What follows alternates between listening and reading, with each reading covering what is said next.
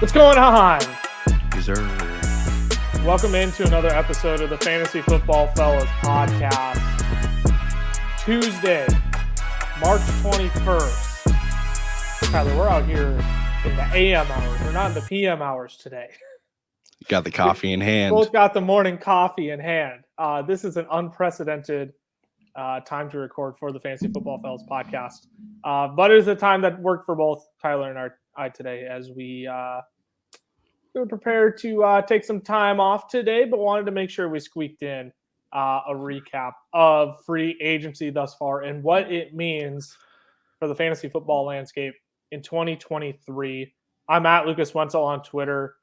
Tyler, you're at Tyler_Plath. And make sure you're following the main pages as well. FF Fellas on Twitter, the FF Fellas on Instagram, Fantasy Football Fellas on TikTok and YouTube, where I'm excited for all the changes that we're going to be making over on those platforms.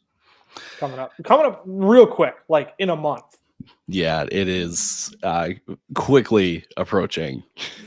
We're going to begin releasing 7 to 12 minute YouTube videos 2 times a week starting in May. And we are nearing the end of March. We're going to have our live NFL draft show. Yeah. First round of the NFL draft, Thursday, April 27th. Like, there is a lot of exciting stuff coming up. Our friends over at Underdog Fantasy are helping us make that happen. We absolutely love our friends over at Underdog, promo code fellas over there. Be on the lookout for all that. We are excited to get that all rolling and to start releasing a bunch of new content for you all, new ways for you to engage with all three of us fellas. But for the podcast today, enough of talking about the future. We have a podcast to talk about. We have a lot. We got a lot of freaking players to talk about today, man. For the most part, the bulk of the studs in free agency have found homes. We are going to recap them all here in the next 45 to 60 minutes and let you know what we think it means for 2023 fantasy football. Ready to jump into it, Ty?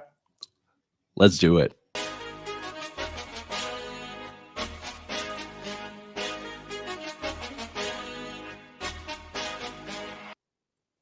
We're going to start with the quarterbacks. Move to the running backs, wide receivers, tight ends. We'll go position by position as we discuss these players. Mostly because, Cameron and I talked a little bit about them in last week's episode. We made our predictions. We talked a little bit about the players that have already signed, but we wanted to leave the analysis and discussion for this episode because it's just going to be easier to clip them all off in one episode than it was to try and mix and match and create more content for this episode. So we're going to start with the quarterbacks, go into the running backs, wide receivers, tight ends. And the first quarterback domino to fall this offseason was Derek Carr. Signed a 4-year, $150 million contract with the New Orleans Saints. $100 million of that guaranteed. Tyler, you're shaking your head already. I don't know how this puts the Saints over the top in terms of the NFL. What I do know, though, is that it doesn't change anything for me in terms of his fantasy football value. He's still going to be that middling quarterback 14 to 20, probably every single week. You're nodding your head in agreement. I mean, they're the only place that I could see him potentially going to that would make him finish higher or help him finish higher in fantasy. Maybe it was the Saints, but it's not like this drastic jump into the top 10 quarterbacks or even the top 12. It's that awkward range between like 13 and 16, or it's the 15 to 20s, right? You think for a second, oh, this should help him out. And then you realize it's Derek Carr and you're like, oh, that's right. That's right. The needle just doesn't move for me on him. It doesn't change. Now, where I think the fantasy community on the Twitterverse, the Twitter world, big debate about Chris Olave. Does he make a leap forward this year? I mean, we got the sophomore leap coming in. I believe I said on one of our Underdog episodes that, you know what, I think it can only get better for Chris Olave. Now, Andy Dalton to Derek Carr is an improvement. But the question we need to ask is, does it move the needle? Does Derek Carr signing with the New Orleans Saints move the needle on Chris Olave for you? I feel like I feel like Derek Carr going to the Saints shouldn't move the consensus needle much. But for someone like me who was out on Chris Olave at his value before this signing happened, this needle does shift it a decent amount. But like I said, the consensus needle does not need to get pushed up any higher. Right where, I mean, what was the how long ago was that Underdog episode where we looked? That was 3 weeks ago now. We should But I can get confirm. an update if you want to keep talking. Oh, I got it right here. He's at the wide receiver 14. I think that's perfect. So I was saying in that Underdog episode, I feel like he's closer to 20 than he is to 15 or 10. But now bringing in Derek Carr, I think that 14, 15 spot is like absolutely perfect for Olave. If your ranking of Chris Olave was wide receiver 15 prior to the signing, your ranking is wide receiver 15 solidified now. Yes. I think that's what Derek Carr does here. I don't think he bumps Chris Olave into the top 10 wide receivers. I don't think he certainly doesn't hurt Chris Olave. Mm-hmm. But wherever you had Chris Olave ranked, there is security in that ranking now. There's not as much volatility there. I think that's what it does for Chris Olave. I don't think it bumps him all that far up, maybe a spot or two. Mm-hmm. But again, I don't think this isn't going to be. This is one of those quarterback scenarios. It's not as bad as Commanders moving from Taylor Heineke to Carson Wentz. These middle of the road quarterbacks who don't offer a team much. They're an upgrade, but they don't do much for their receiving core, right? I think Derek Carr is slightly better than that. But what we learn is that where you have those wide receivers ranked, they don't take a leap. I think Chris Olave's value is solidified right where it's at, and that is in best ball drafts with our friends over on Underdog Fantasy right now, the wide receiver 14. And again, but come time when we release our draft guide with all of our projections and everything for redraft, I'm not going to be surprised when I have Chris Olave in my top 15. That's where I've said I'm going to have Chris Olave's in my top 15. This doesn't move that needle for me at all. It just solidifies things. Let's keep it moving. Spent a lot of time there because we have a lot of players to talk about, and that was partially on me at the end there. Jimmy Garoppolo, 3 years, $72 million with the Las Vegas Raiders, $45 million guaranteed. You got $33 million of that at signing, though. And that's what I said coming into this is going to be a front-heavy deal. All contracts in the NFL are becoming front-heavy deals, but this deal specifically, where Jimmy Garoppolo isn't the future for Vegas. So the only way this, 3 years, $72 million makes sense is if he gets over a third of that at signing and they pay him some this year. Like I said, Jimmy G is going to be the Raiders starting quarterback for at least this year would be my guess. So specifically looking at 2023, the big question is how does this impact Davante Adams, right? These quarterback signings, none of these quarterback signings are good. Okay. They're not. None of these signings are going to make you draft them as your QB1 in single quarterback leagues. But I think they impact the pass catchers on this team. And the big one is Davante Adams, who had a heck of a year with Derek Carr last year. And Jimmy Garoppolo, a very different style quarterback than Derek Carr. So how do you see this impacting Davante Adams, if at all? I feel like, if you look at Derek Carr to Jimmy Garoppolo, I'm going to say there's a slight drop off from Carr to Garoppolo. So I feel like that has to impact the pass catchers a little bit. You take that into account, and then you add in the fact that they brought in Jacoby Myers, and I'm not saying that Jacoby Myers is going to take all the targets from Davante Adams. No. But being a New England guy, McDaniels is familiar with Jacoby Myers, and I think it's safe to say that Jacoby Myers' best years were with McDaniels as the offensive coordinator. So there is an idea that McDaniels has in his head right now of we can get Myers this amount of targets, we can get Adams this amount of targets, and we just need a guy to facilitate the ball. And that's exactly what Garoppolo is. So really, I'm maybe dropping him like a spot or two. 3 seems like a stretch for me because when you do think of Davante Adams, you do think just absolute reception machine. He's bigger than the quarterback position. Bingo. So it doesn't impact it greatly, but I think you do have to take into account there's a drop off in quarterback and another target in Jacoby Myers. Yeah, I like Devontae Adams is still going to be a top 10 wide receiver. For I just sure. don't know if he's going to be top 5. Yeah. That's where I'm at. He'll probably be between 8 and 5 for me if I had to rank him right now. I haven't started working on my projections. I plan on doing that here in the next week, honestly, because we already only 2 months until Bella's draft guide comes out. We got to get rolling on those. But as of right now, like I don't think Devontae Adams will be a top 5 wide receiver, and that's just purely because of the quarterback position. And again, I think the way Josh McDaniels wants to try and probably take this offense, bringing a guy like Jacoby Myers in, selling a guy like Darren Waller, which kind of surprised me, but we can talk a little bit more about that later potentially. But I do agree. Jimmy Garoppolo doesn't get any fantasy relevance, but I think it does impact the value of Devontae Adams in 2023.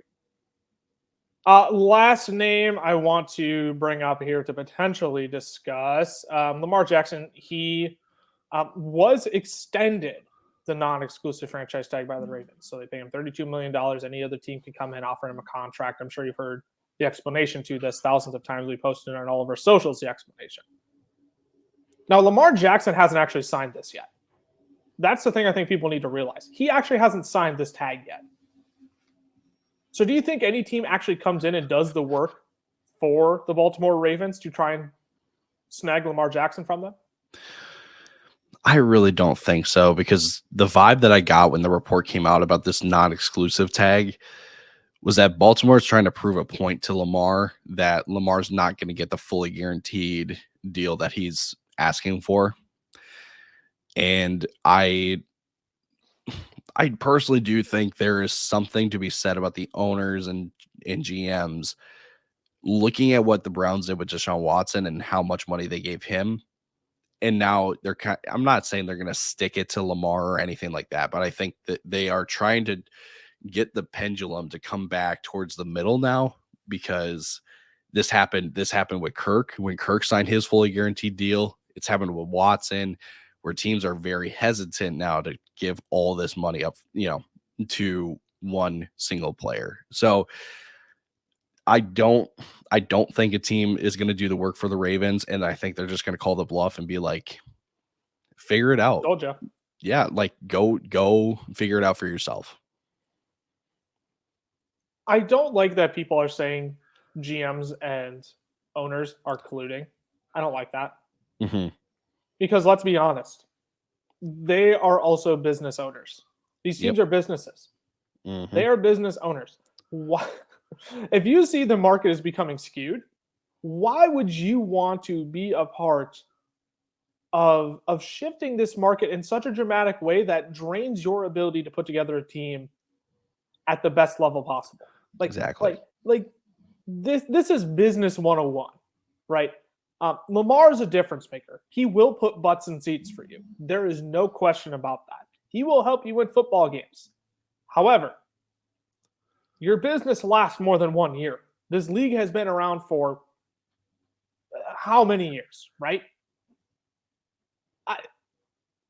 This is their opportunity to say, hey, we're gonna adjust the market ourselves. This is the opportunity that they have control to adjust the market themselves. That's what they're thinking as business people. They're not colluding. I think this is just a commonly held business perspective on this situation. Why pay a guy more when we don't have to? Now, you can debate whether that's the right thing to do or the wrong thing to do. That's a whole different topic. But I agree. I don't think any team comes in and does the work for the Ravens. I think the Ravens kind of prove their point to Lamar and say, hey, we'll offer you a big contract. It just won't be $45 million guaranteed per year. We can't do that. Well, and didn't Lamar come out and say he was offered a 3-year, $133 million deal? They were offering him. They were offering him like 37. I can't remember if it was guaranteed a year. I think it was $37 million a year with 33 of it guaranteed or something like that. And that's pulling numbers out of the back of my head, and that's probably not correct. But yes, you are correct. There was, Lamar literally that, and he said, "No way, I'm taking that." And Laramie Tunsil just signed another deal with Houston, and Mitchell Schwartz, the former right tackle for the Chiefs, he had an awesome tweet that I will now forever hold an opinion about because it makes so much sense. So he quotes, let me see if I can find it. He quotes, quoted the initial report of the signing, correct? So then he says, this is how you do it, players. You sign 3-year deals and don't push for fully guaranteed contracts. You drive the AAV up. You drive it up, keep the contract short, cash in 2 to 3 years later as the market keeps jumping. He'll be ready for another deal when he's 30 and or 31. That's his fourth. That would be his fourth deal, not his third. Yes. That's how you that's how you play the market. That's how you cash in. And I'm all for players going up front and just saying fully guaranteed. That's what I want. I'm all for it. But if you can't play victim to, again, these franchises and these businesses that are saying, no, we're not playing into the skewness of a new market. We're going to bring it back to center field and we'll negotiate from there. I couldn't have said it better. And I again, and Laramie Tunsil, keep in mind, does not have an agent of his own either. He represents himself. Bingo. Let's keep it moving, though. Other quarterback names of potential relevance. Sam Darnold, he signed with the San Francisco 49ers to add another name to that quarterback room. Feels a lot like when Josh Rosen signed there, right? I don't think there's going to be any relevance, but that's immediately what came to mind when I saw Sam Darnold was, Josh Rosen. Well, I think the one thing I thought it was hilarious that the Niners are like, yeah, we should probably look to add a veteran quarterback because we don't know Brock Purdy's status. We don't know Trey Lance's status. And their veteran is Sam Darnold, who may or may not be a talent in the NFL. Let me rephrase. He is a talent in the NFL. May not have just not high-level talent. I was going to say just maybe not a very good one in the NFL. Right. Baker Mayfield, he signed a 1-year deal with the Bucs, as reported initially before the signing. And then Jacoby Brissett, Ty, you were bringing this up in all of our group chats. Washington Commanders, as soon as you said it, it made so much sense. So I'm going to ask this question. Just give me one name, Baker or Jacoby. Between the two, who are you more interested in for fantasy football next year? Obviously looking at super flex leagues, not single quarterback leagues. Which one would you rather roster? I think this is a lot closer than people will admit, because I was thinking about this. Baker in Tampa, he's in a situation that he's never been in before. Now, granted, there's a lot of work that needs to be done with offensive line and stuff, but Baker gets Mike Evans, who was his college teammate, believe it or not, and he gets Chris Godwin. Okay, 2 big wide receiver names, and what should be an improving offensive line. They're moving Tristan Wirfs over to left tackle. Mel Kiper in his new mock draft had the Bucs taking the best right tackle in the draft, and I was like, that is genius, absolute genius work. So Baker's walking into a pretty advantageous situation himself. Jacoby, on the other hand, is also going into a pretty advantageous situation. Curtis Samuel, Jahan Dotson, Terry McLaurin. Decent offensive line. Can we give Washington some credit out for their offensive line? And they're going to bulk up still this offseason. Right. I fully believe that. They do that through the draft. I believe they take a first-round tackle. Probably. And then you've got a backfield with Brian Robinson and Antonio Gibson, right? Like it's a much more complete offense than people think. Personally, I'm going to go Jacoby because I've seen Jacoby do it last year with Cleveland. Baker still has question marks in my opinion. So I go Jacoby based on just what I've seen in the past. Yeah, I'm going 2020 or 2022 eye test. Jacoby Myers, that's 100% where I'm leaning as well. Again, for super flex leagues, I'm not advocating for either of these two to be your starting quarterback in a single quarterback league. But if you're looking for a sneaky super flex option and you're looking to kick the can down the road a little bit on the quarterback position, I think Baker or Jacoby might be two of your sneaky good options. And I think Tyler and I both lean Jacoby Brissett. All right, we spent a lot of time on quarterbacks there, Ty, and we got a ton of running backs, wide receivers to cover. So let's take a quick break, and we will sprint to the end of the episode here.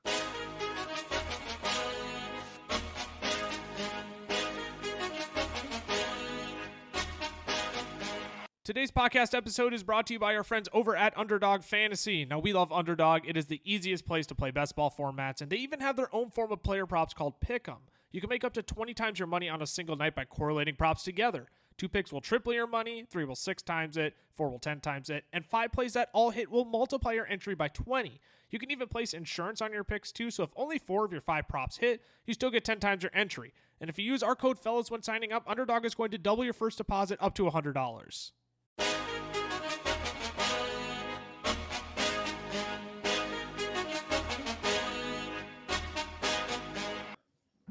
Alrighty, we're back. Ty, let's fly through the running backs, the wide receivers, and tight ends, but I don't want to spend time on tight ends because they infuriate me. Maybe we should spend the most time on the tight ends. No. So I can just have a rant session, dog. Well, that's exactly how it works. It's the one group you don't want to talk about, and it's the group you spend the most time talking about. 100%. 100%. Let's do the running backs, though. Let's start there because there were a lot of players finding new homes. Saquon Barkley, he didn't find a new home. He signed the franchise tag with the New York Giants. Same with Josh Jacobs and the Raiders. I don't want to spend time talking about either of these two because we know the talents they are, the offenses they're in. They're going to be top 10 options next year. We can leave it at that and move on. Is that okay? Yeah, totally. Miles Sanders, our boy. Miles Sanders, out of Philly, out of the land that hates him, to the Carolina Panthers. 4 years, $25 million with 13 of that guaranteed, 11 million of that guaranteed at signing, interestingly enough. I posted a tweet on my Twitter at Lucas Wenzel with my free agents by category. And I did my favorite, my least favorite. And I did an ask me later because I wasn't sure how I felt. And Miles Sanders was my ask me later. And that was, I believe, 3 days ago. So technically now is later, but I'm going to ask you this question first, Ty. Now that Miles Sanders was with the Carolina Panthers, will he be better, worse, or just as good as his 2022 finish where he was running back 15 overall, RB 22 in fantasy points per game now that he's in Carolina? I think it'll go ahead. Go ahead. Will he be better, worse, or just the same as 2022? I think it'll be just as good, but there is intrigue and a possibility for him to be better just because when your head coach comes out and says that he thinks you are a 3-down back, that is huge. So I think a lot of Sanders' success last year, granted, he was 1,000-yard rusher. He did have double-digit touchdowns. That's going to help. But again, when your coach comes out and says, no, you can be, I see you as a 3-down guy, that is all the reason you need to say we could see a higher finish from Miles Sanders. I think that's where I land. After all this time deliberating, people are like, I love this signing. I'm like, I don't know if I do. I don't know if Miles Sanders is the style of running back the Carolina Panthers want him to be. But after hearing that quote, I find it hard to believe they don't heavily utilize Miles Sanders in this offense. And they want to run the crap out of the football. They were not a passing team, believe it or not, the Carolina Panthers last year. They wanted to run the football. And so I think Miles Sanders gets his touches here now. I think the days are over of being frustrated with 12 touches and having him go 5 yards a tote for 60 yards. And you're like, maybe he scores a touchdown. And if he doesn't, you're screwed. I think those days are over. I think we're going to start seeing Miles Sanders get 15 to 20 rushing attempts every single game. If they use him in the passing game, I don't think they want to use Chuba Hubbard in the passing game. So if they start using Miles Sanders in the passing game, add 3 more receptions on there. Again, it doesn't get worse for me. Now, I'm not going to sit here and tell you it's going to get better and Miles Sanders, guaranteed top 15 lock. I think he can perform just as good. 20 RB 22 in fantasy points per game, that feels about right for me next year. That feels about right for me. Let's keep it moving because another name with the new home, David Montgomery, signed with the Detroit Lions. Shocks the world. Nobody thought Detroit was going to go out and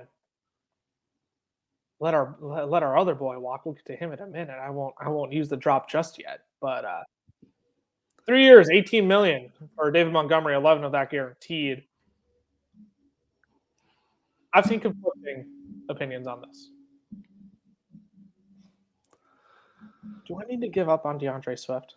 I am, in the words of Drake, I am the saddest boy in all of Canada, except I'm in Minnesota.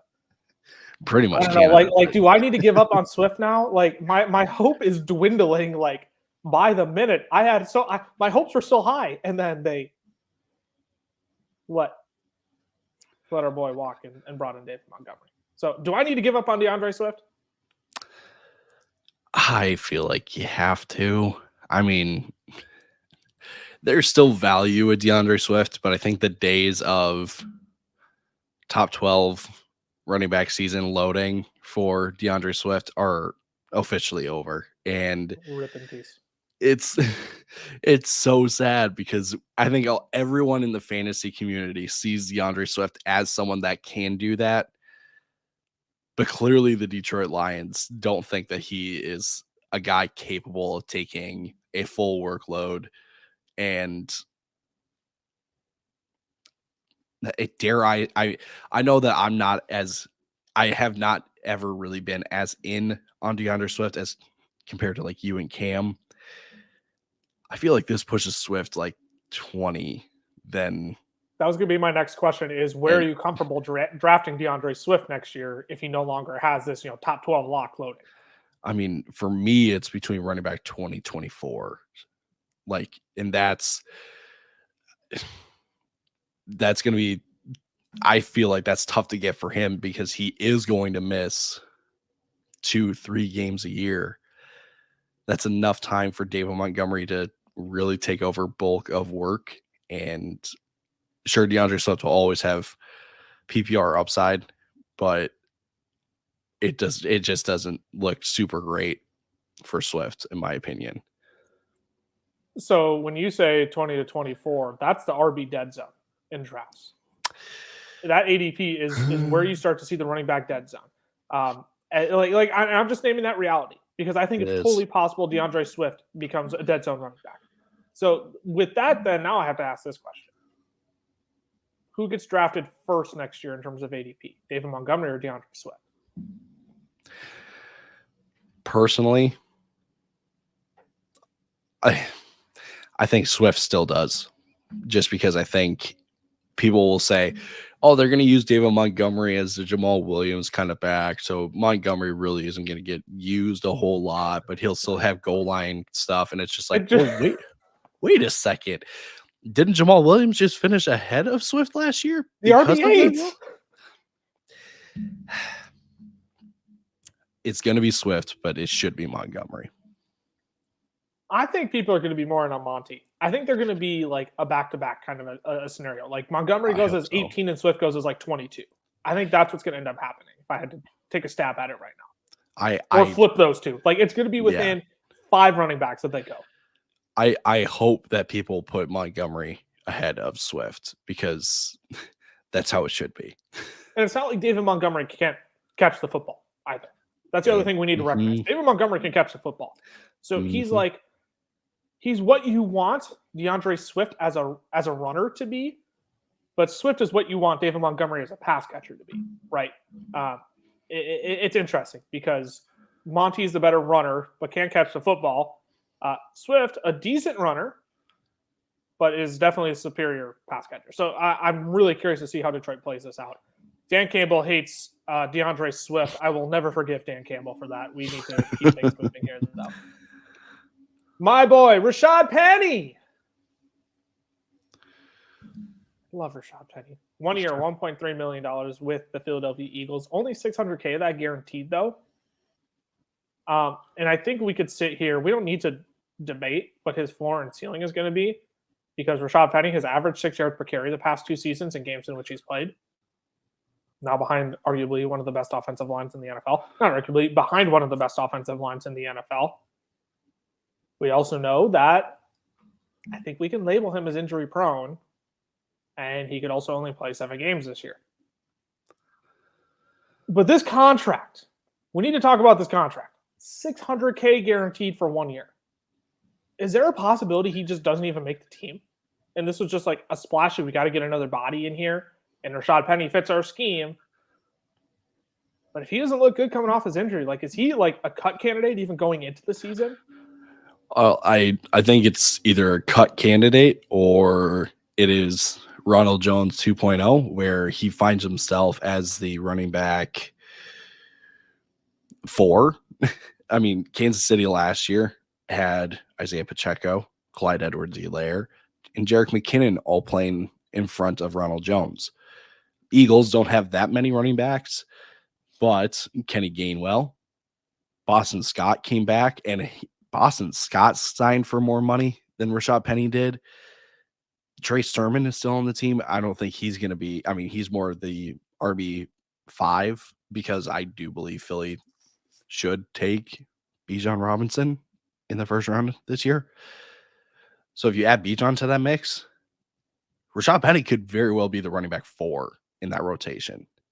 So if he's not cut, that does not mean that we see production from Penny. I'm optimistic. I'm I optimistic. I mean, I'm just going to be blunt. Like, I 100%. I'm also not ignorant. I'm optimistic, but not ignorant, because I realize this could be a possibility. But right now, as someone who owns Rashad Penny in at least one dynasty league that I just won the championship in, like, I'm going to hold on to Rashad Penny. One, because I can afford to. But 2, no. But this is the exact scenario. Nobody is going to give you what Rashad Penny could potentially be worth. That's the big problem with Rashad Penny. So, like, I'm not ignorant. He could be a cut candidate. They could take a Zach Evans in the draft too. I would not be surprised to see them take a day 3 running back. That's just one to keep an eye on. Don't get your hopes up too high with Rashad Penny, but you're allowed to be optimistic and excited, because I am. But you can't be ignorant. Our boy, Jamal Williams. He signed with the New Orleans Saints, 3 years, $12 million, $8 million guaranteed, all of which is at signing. I'm going to throw out a statement. You tell me whether it's true or false. Jamal Williams signing with the New Orleans Saints more positively impacts Jamal Williams than it negatively impacts Alvin Kamara. 100% true statement there. I 100% agree. Jamal Williams is not. This is how the Saints offense has always worked. You get a guy who can stud the football up the middle, like a Mark Ingram and Alvin Kamara. Like, that's what they're recreating here. It's clear as day. Jamal Williams is the new Mark Ingram. And whether Alvin Kamara comes back, like, Alvin Kamara could be suspended. That's why I think it more positively impacts Jamal Williams, because he's going to play the same role. Oh, but I'll tell you what, he's going to get a lot more touches the first 4 to 6 weeks, depending whatever Alvin Kamara's suspension is. So when Alvin Kamara comes back, this is what we're already used to. Alvin Kamara isn't the 25 rushing attempts a game running back. He's not that guy. They're going to bring in a guy who can pound the football up the middle. Alvin Kamara is going to be your work on off the outside. He's going to be your third down running back. I mean, he'll play more downs than third down. Don't get me wrong, but they're your receiving back, right? He'll get all that work. But it doesn't negatively impact Kamara, because he's already on the downturn. He's already on the downfall. And 2, this is how it's always been. Is there anything you want to add on to that? It's worth noting, too, just how front-loaded this deal is, because I think the Saints are anticipating Kamara being gone for a specific amount of games this year. Yep. So, again, just another thing that positively impacts Jamal Williams is that if Kamara doesn't play for, let's say, 4, 6, 8 games, It's all Jamal. It's all Jamal Williams then. Another interesting signing. Guy who goes from backup running back to potential, like, sneaky relevance. Samaje Perine. Let's go. This was such a sneaky good signing. Denver Broncos, 2 years, $7.5 million. Keep in mind, Javonte Williams likely to not be ready for the start of the season this year. Could sit out into the season. Samaje Perine's the only running back they have. Latavius Murray, he's gone. Chase Edmonds, he's gone. Who's the third? Mike Boone. He's a free agent as well. Signed with Houston. We'll get to Houston in a second. Oh, Lord. Have mercy. Here's the thing, though. Is this the only running back Denver signs? It's him and Javonte right now. So do they do more work in free agency? Because there's two juicy names still sitting out there. I think this is the only running back they sign that will get volume in the offense. I don't see. I can totally see them bringing back Latavius Murray on like a 1 year, $1 million kind of deal. Yep. Just as somebody behind, because at this moment, there's probably some practice squad guy that we haven't mentioned that's the running back 3 right now. So I think if Denver brings in another running back, it is going to be a veteran guy who is just looking to get on a team. And with Sean Payton as the coach,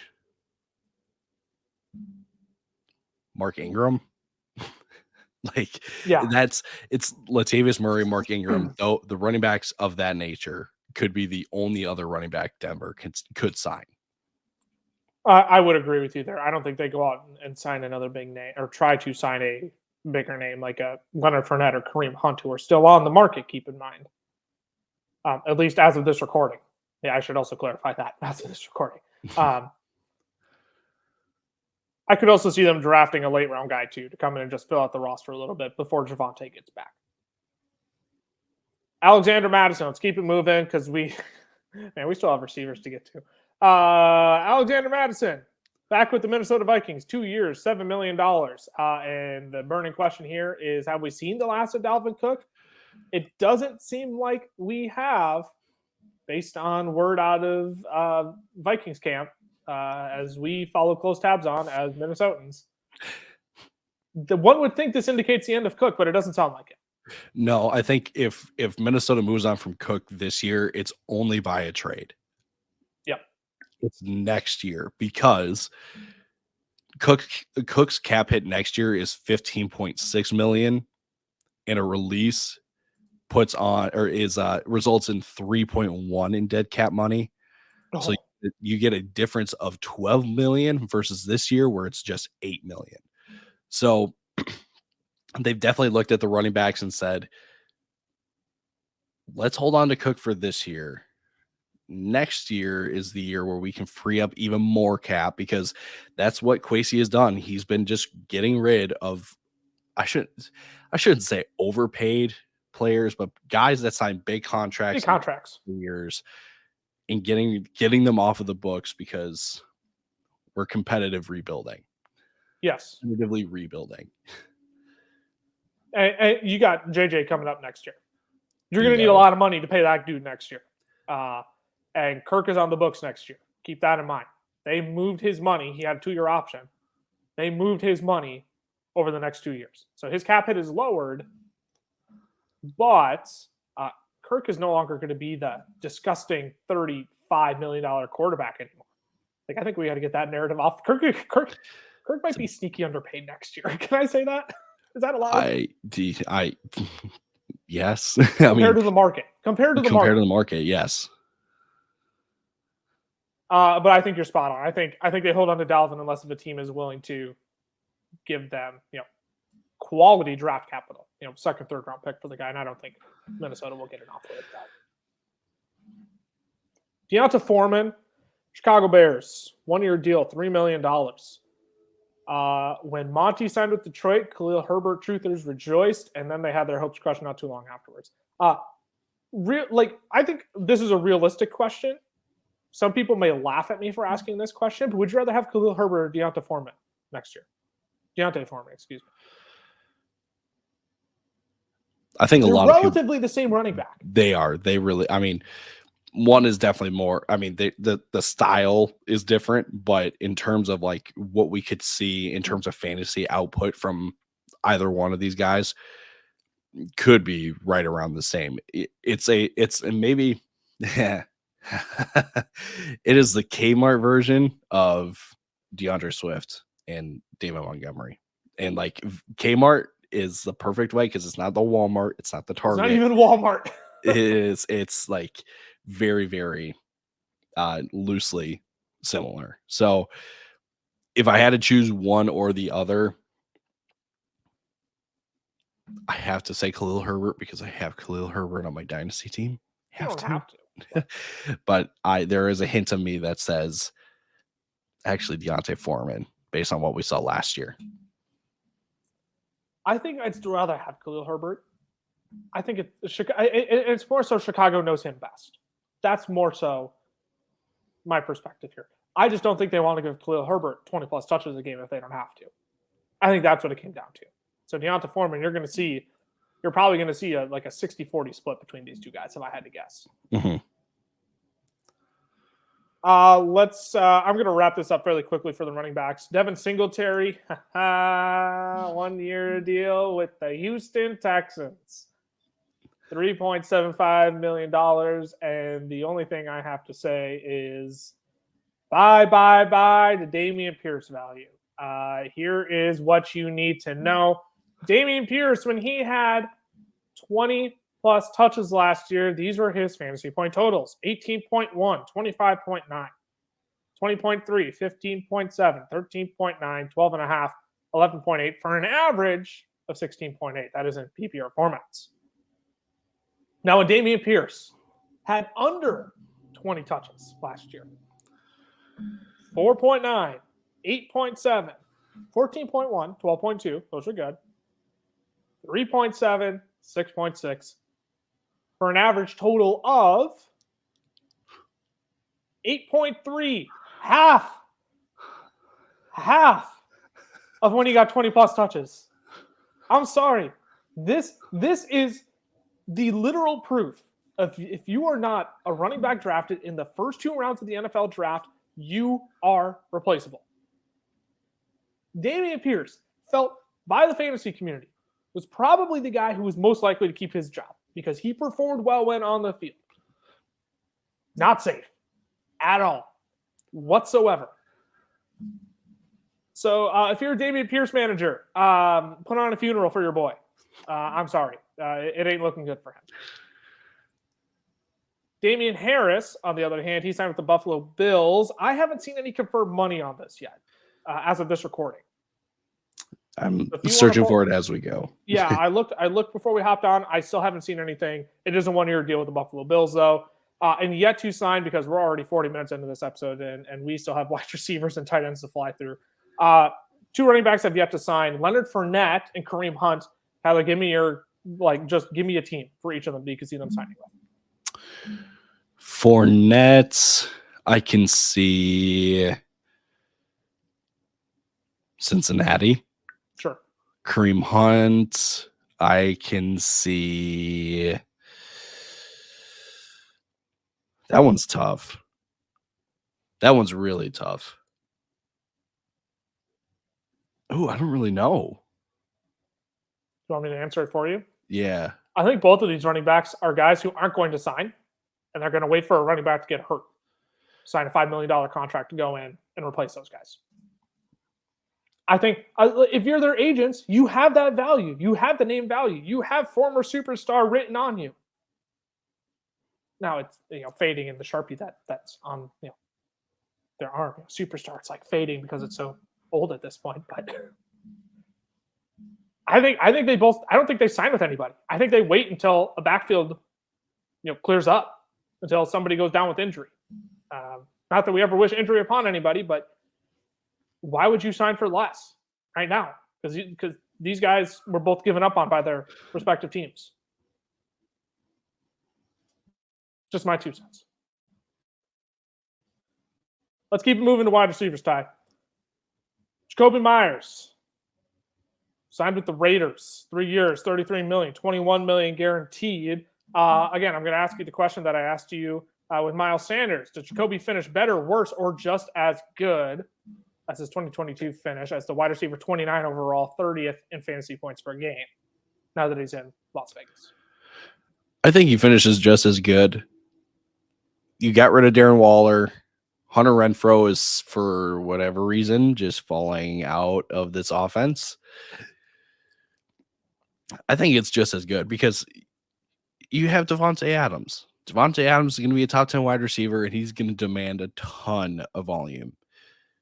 Jacoby Myers just gets whatever's left, and I think that's good enough for kind of back end of the 20s, maybe right at wide receiver 30. Yeah, I would agree, and I think that's all just because of Josh McDaniels. I think that's the only reason, honestly. I don't know if I can't say he'll finish better. It'll be between 35 and 25, I bet, where he finishes this year. That would be my best guess. And it's going to be a very, very quiet 25. I'll tell you that right now. Yes. Juju Smith-Schuster. Well, he's going to New England to replace Jacoby Myers. 3 years, $25.5 million with $16 million of that guaranteed. Look, this signing tells me they think there's still something left in the tank. There's still something of 2018 Juju left in there somewhere. And Mac Jones needs a guy. Can you and I agree Juju is not that guy? Maybe you have a different opinion than me. I didn't expect this. I think Juju needs a compliment. Yeah. I don't think Juju can just do it on his own. I think, you look at the other wide receivers on the Patriots. Devontae Parker is still there. Tyquan Thornton, their second round pick. There's one more. There's one more that I'm forgetting. Oh, Kendrick Bourne, I think, is still there. Maybe not. None of those guys are really going to compliment Juju. So I think Juju's going to be, I should say, a steady flex, but I'm going to see him in that flex territory a bit just because he is the only guy really there. And I think the other thing to note about this situation, everyone looks at the Patriots and they're like, ooh, not, they think back to what they saw last year. Right. I mean, so real quick, Jacoby Myers again, wide receiver 29, wide receiver 30 in that offense last year. Matt Patricia is not the offensive coordinator anymore. Yes. They brought in Bill O'Brien, and I know everyone's going to go like, oh, it's still like, no, it's better than Matt Patricia. Like, it's not all, I shouldn't say, maybe it's not all doom and gloom for Juju and the Patriots in this, but though the people that are saying like, oh yeah, the 2018 Juju, that's not happening. No, and I don't think that, I didn't want my question to insinuate that. We're not going to get 2018 Juju. That being said, I think we can get fantasy relevant Juju. Absolutely. I would agree, though. I think he needs a compliment. And I think a lot of people want them to go out and draft a first-round wide receiver, and I'll tell you what, right now, that's not the Patriots' MO. They're not going to do that at 14. I am very confident in that. Yep. Unless if JSN somehow stumbles his way to 14. I don't see that Which happening. I still don't even think that happens. Yeah, even at that rate, I don't think they do. It's just not their MO, especially after N'Keal Harry. Alan Lazard, 4 years, $44 million with the Jets, 22 of that guaranteed. Partially an Aaron Rodgers move, I would certainly like to think here. But the question is, I think people are going to get a little too optimistic because Garrett Wilson is still there. And people are going ballistic over Garrett Wilson right now. Are you going to have any interest in him as a late-round flyer? That's the question I'll ask to keep it simple. It depends on Elijah Moore, honestly. I think if Elijah Moore is involved in the deal and ends up going back to Green Bay, then yeah, late-round flyer on Lazard, sure. But if Elijah Moore stays, I don't want anything to do with Alan Lazard. And because there is a world where Elijah Moore is wide receiver 2, Alan Lazard is wide receiver 3, and vice versa. There is a world for both of those scenarios to play out. I don't want to play the guessing game of what's going to happen, though. I agree with you. I'm interested in him as a late round flyer if I go 0 RB. If I'm looking for a wide receiver 5 to fill out my team, if depending where Lazard's ADP is, I have no clue where his ADP is going to be. Huh. I'm interested in a late round flyer, but he's one that I'm going to have a lot of trouble trying to trust next year. But could also see him having relevance because someone's going to have to catch the ball in that offense outside of Garrett Wilson.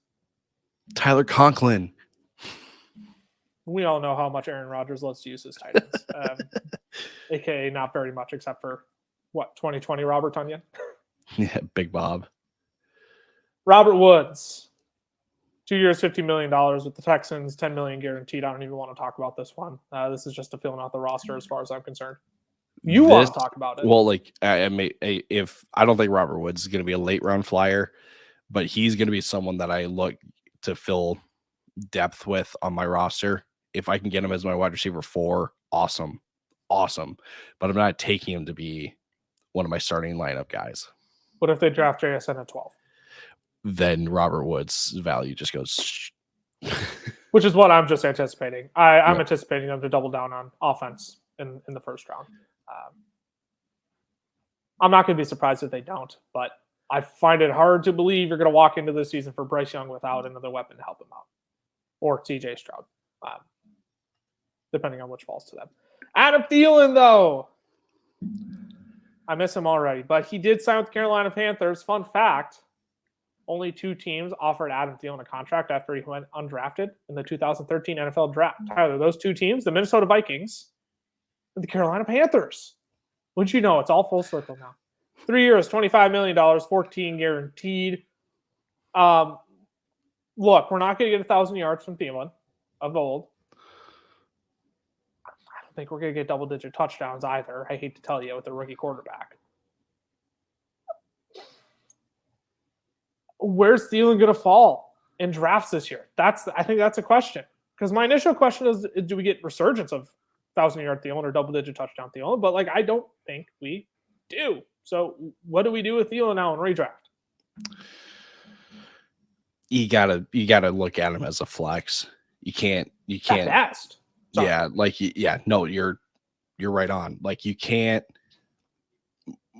can't push him into the top 25. I know the situation is advantageous, but what is not working for Thielen right now is that he's 32 going on 33, and there is just a drop off. And I think Vikings fans are secretly happy for Adam to get paid.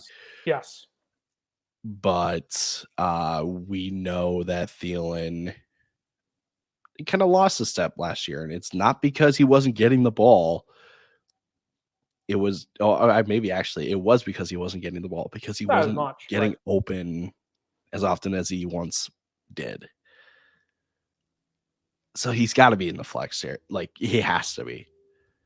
I think he's wide receiver 30 at best next year. At best. At best. I think he's wide receiver 30 at best. I mean, the floor is 45. So he'll be between 30 and 45 for me. But I don't know. The offense doesn't excite me. My guess is that they're going to bring in another wide receiver. I don't think Thielen's going to walk into 125 targets. I don't think that's a guarantee. Wait, you're saying he's not Cooper Kupp and just going to command 180 targets? No, not at all. but my point is I don't think we see the volume of touchdowns that he needs. I don't know if he's going to be guaranteed the amount of targets that he needs to crack top 30. Because Thielen isn't a big play guy or efficiency guy. He's a volume guy and a touchdown guy. You look to his 2017, 2018 seasons. Correct me if I'm wrong. I believe he was top 10 in targets those years. Think so. It feels about right. He didn't score double-digit touchdowns either of those years, because then in 2019 and 2020, or was it 2020 and 2021 where he was relevant again, double-digit touchdowns in those seasons. So I like that. That's what this screams to me, and I don't think he hits either of those. I think he's wide receiver. Very Jacoby Myers to me. Very Jacoby Myers. That's how I feel about Adam Thielen. Yeah. DJ Chark, he's also rumored to sign with Carolina. He hasn't signed anywhere yet. And then Odell Beckham Jr., he also has not signed, apparently commanding a fairly large contract, but apparently on Aaron Rodgers' wish list. If you're to be traded to the Jets, not to be confused with a demands list, on his wish list. So I'll be very clear about that. I mean, Rodgers has always wished for Odell to be on his team. That was apparent a couple of years ago when he signed with the Rams. Rodgers was like, "Yeah, I wanted Odell, but he didn't choose to come here." So, cry. Cry. Okay, Ty. I purposely left us with only like 5 minutes to talk about tight ends you because smart. big brain energy over here. Dalton Schultz Fumbled. That's how I feel about Fumbled Dalton the Schultz. bag. Fumbled the bag. 1 year, $9 million. That's it? Did you see the first offer that he got from a team and that he rejected? No. What was He it? got offered 3 years for $36 million and he declined it. From who? No idea. Bruh. Bag fumbled. Oh. I mean, this kills his fantasy value. I want nothing to do with him anymore.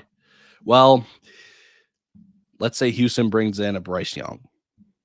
I don't care. New coaching staff, new I don't offense care. in Houston. You want to know what this is? This is 2020 Austin Hooper. There Oh, it is. This is 2020 Austin Hooper 2.0. You want to know how relevant Austin Hooper was in 2020? He wasn't. Okay? Dalton Schultz.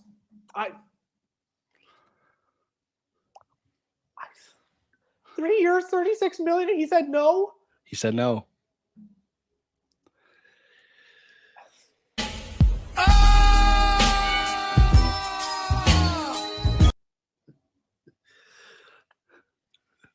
Hayden Hurst, at least he got the bag.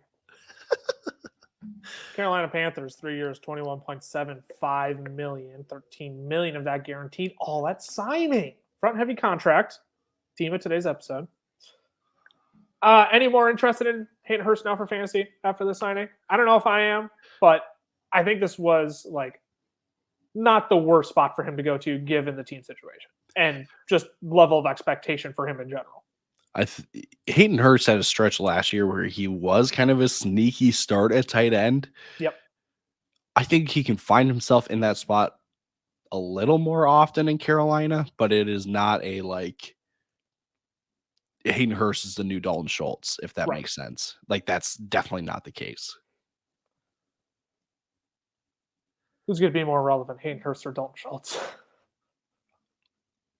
I decline to answer. I plead the fifth. I refuse to answer that question. I mean, so that's the thing. I think I'm more infuriated with Dalton Schultz. And people are going to be like, well, what do you mean? Like, Dalton Schultz is definitely the better tight end. That's the thing, though. Dalton Schultz is the better tight end. There should have been a bigger demand for Dalton Schultz than the Houston Texans at 1 year, $9 million. Detroit is still rolling with Brock Wright as their tight end one. So and Hayden Hurst, there was low expectations for him already. He was not the top 6 tight end that Dalton Schultz was. Top 7 tight end that Dalton Schultz was. I don't want to talk. Ty, I want to stop. I want to stop.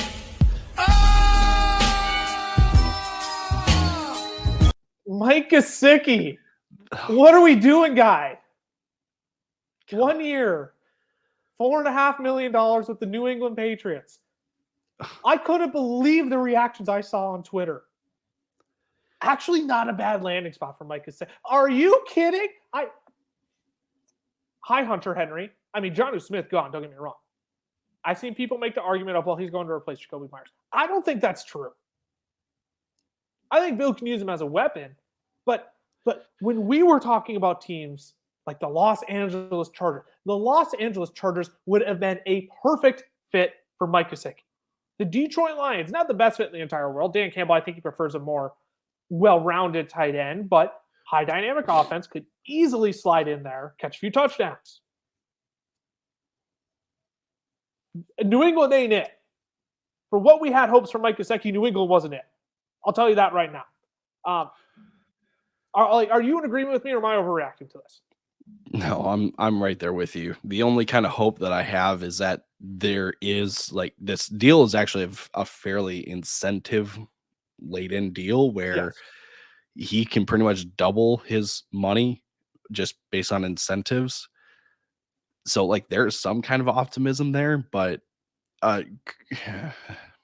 that's not a guarantee that he hits all the incentives and stuff like that. And I I don't gosh, there were so many better spots for this man to go. And no one knows what the market was like for him. So that's the That's the other thing. question. Yeah, Like, that's the other thing.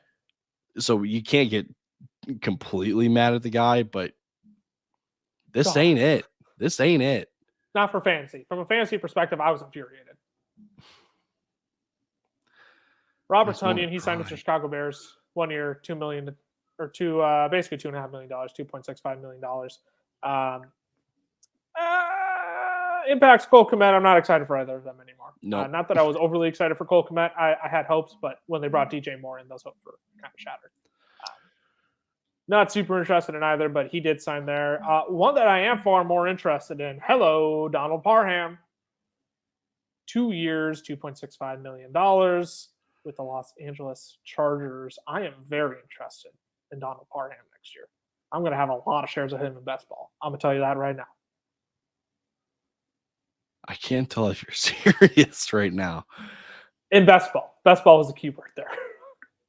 Well, that until they bring in another tight end, I'm going to have a lot of shares of Donald Parham in best ball. Because he's going to be a late round tight end. I never draft tight ends early in best ball. I never do. You never do. I don't. I prefer the 3 tight end stack, unless if I can get a Mark Andrews, a Travis Kelce, one of the top 2 guys at value. Otherwise, I'm going to punt on everybody else. I hate to be that guy. You're going to crush my hopes and dreams after that, aren't you? We got breaking news? No, Gerald Everett. If I'm not mistaken, did he resign? I thought he was a free agent. I thought he had a 2-year contract last year, and he did. So we still have another year of Gerald Everett. I thought he was a free. Okay, all right. I retract everything. I retract everything. That's on me. I swore he was a free agent. Yeah. Yeah. He's got 1 more year. All right. Donald Parham is dead to me. Anything you want to add to the free agent episode here, Ty, before we sign off? This free agent class is pretty mid, honestly. Yes. So we didn't even discuss trades. Yeah, that's why we saw more trades happen this free agency, because there was just not a lot of talent to go around in free agency. Couldn't have said it better. I think that's why you saw guys like Jalen Ramsey on the move. You saw guys like Stephon Gilmore on the move. Teams that wanted to add talent had the cap space to add talent. There's nobody in this free agent class, and their best option for a lot of these contending teams was to go out and get a stud for these teams that are starting to rebuild. That's exactly what they did. So I give kudos to, again, the likes of the Dallas Cowboys, the likes of the Miami Dolphins, who Miami, sneaky winners in free agency. We can say that, right? That's allowed. A lot of continuity back on that squad. Brought in Jalen Ramsey, only gave up a 3rd-round pick and Hunter Long. Now they're tight endless, but I guarantee they'll take one in the draft. Oh, Sam Laporta incoming. Darnell Washington. If he makes it far, which I don't think he does. I think he's we'll talk about that a different time. We'll talk about that a different time. Again, I am at Lucas Wenzel on Twitter, Tyler_Plath for Tyler. Make sure you're following the main accounts as well. FF Fellas, DFF Fellas on Instagram, Fantasy Football Fellas on TikTok and YouTube, where you should be subscribed. Make sure you turn on those notifications. Subscribe to the podcast as well. We're coming out with new episodes every single week, as we forecasted at the top of the show.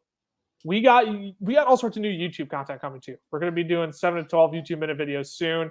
Our friends, again, over at Underdog Fantasy are so kind enough to help us out with that. Code Fellas over there. They're going to match your first deposit up to $100. And you get to support the fellas in that way too. we're really looking to take off here in 2023, and we're excited for what's to come. So thanks for all your support along the way. Thanks for tuning into another episode of the Fantasy Football Fellas podcast. We will be back next week with some Dynasty price checks. We will see you then. Deuces.